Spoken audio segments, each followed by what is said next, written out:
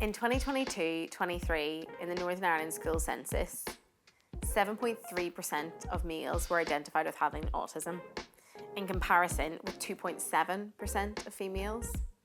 So approximately ratio standard, that is 3 males being diagnosed for every 1 female. And the average age of diagnosis is for boys around 4 to 6 years old, and for girls it's 10 to 12. That's a huge difference. And all of those differences really do spark a bit of a conversation of what is going on and how do we help autistic girls in our community and in our society. The first thing that is a really good start to understanding girls and autism is to acknowledge that autism in girls presents completely differently to autism in boys. On a very simplistic approach, for girls, often behaviours, like stereotypical behaviours, you'll maybe not see in the same way. So the repetitive or restrictive behaviours won't be presented in the same way as they do in boys. So a lot, and again, it's not all, but majority of boys will externalize a lot of the behaviours. So you'll see a lot of the behaviours quite visibly of like visible stereotypical behaviours that maybe everyone expects. And again, this isn't all, but for girls, a lot of those behaviours are internalized, so they're really hard to see because it all is turned inward rather than the behaviours coming outward. It's really important that we support both of these behaviours, the external and the internal, but for girls and for autistic girls, it's really important that we have an awareness, not to just look out for these like key signs, but actually that behaviour is going to look different, because for autistic girls, they often pull it in rather than show it in that same way. Another comparison between autistic boys and autistic girls is that autistic girls generally, so more often than not, will have a stronger desire for social friendships and relationships. So a desire to connect with other people in a strong way. That doesn't mean it's easy by any means. It just is that the desire is more there. And what you'll see by that, especially at a young age, is a really strong ability in like fantasy and imaginative play. This is done through girls watching and observing how others play and copying it in the exact same way. Now, at this stage, you might be like, well, Rebecca, that's a great developmental cue. Like, that's really, really positive. Sadly, it actually comes at a massive cost for autistic girls, because by doing this, it's a huge mental task that has a really negative cost in a way in certain areas by just copying what others are doing rather than being their true selves. Masking or camouflaging is a huge part of autism for girls. This is where autistic girls find behaviour that is deemed more socially acceptable in a neurotypical setting to keep themselves really safe. And that's where that comes from a very young age, of like watching play and imitating play. Whereas older, it can be like imitating social interactions, learnt phrases, learnt jokes, learnt approaches and conversations, like even to the point of like traits that they watch other people have and then they absorb, because they're like, oh, that person's accepted, so I'll do that and be accepted. But masking or camouflaging is really, really exhausting and tiring. I really like the way Fern Brady talks about camouflaging or masking in her book. She says that women are like autistic girls and women are like chameleons, and that they can adapt to an environment really, really well to fit in and to survive. However, by doing so, it's like having a computer that's only meant to run 1 or 2 programs at a time and asking it to run up to 10. The computer will do it, it'll run up to 10, but eventually it'll overheat and it'll shut down. And that's what happens with camouflaging and masking. An autistic girl or young woman can do this, but over time there is severe cost. And this is where we see mental health difficulties that are much higher for autistic girls than males in certain situations, because masking has such a detrimental and psychological effect. If you're pretending to be someone else for such a long period of time, how exhausting that can be.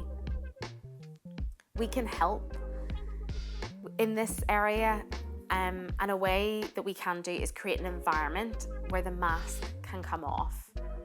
So for some of you, you might see that in like school, your autistic girl presents in one way, and environments are saying, oh, we don't see any behavior, because remember, it's internalized, but at home it all comes out and you're seeing all of the behavior. So what we can do is create space where the mask can come off. So decompression time. So again, being really, really proactive.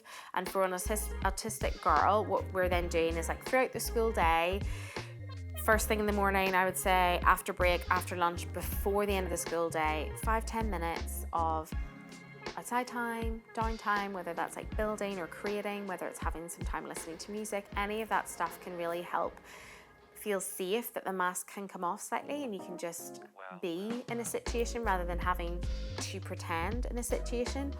And at home, again, it's not jumping into that temptation of, right, you're home, schoolwork, homework, activity, out to this session, out to this club, that club, and they're signed up to all sorts of after school programs. But giving them downtime so that they can really, really take the mask off if they've been masking all day in school, to decompress their brain in those moments. And that might only be for 30 minutes or an hour, but giving that time before you jump into another activity is a really, really positive way to help autistic girls decompress and have time with the mask off.